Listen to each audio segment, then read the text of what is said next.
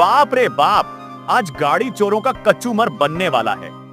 वो जो चोरी की गाड़ियां लेकर हवा में उड़ते हुए बातें करते हैं, आज उनकी कहानी का लास्ट चैप्टर लिखा जाना है। चलो देखते हैं कौन सी गाड़ी चोरी की लगती है।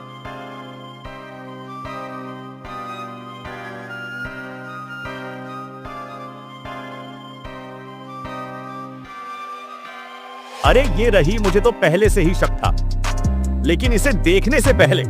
भैया और दीदी, अगर आप भी मेरी तरह अपने मम्मी पापा से सच्चा प्यार करते हैं तो कमेंट में लव यू मां लिखें और वीडियो को एक लाइक और चैनल को सब्सक्राइब जरूर करें। और लास्ट में गाड़ी का ऐसा कचूमर बना कि चोर भी सोचेंगे गलती हो गई। माफ कर दो सरकार।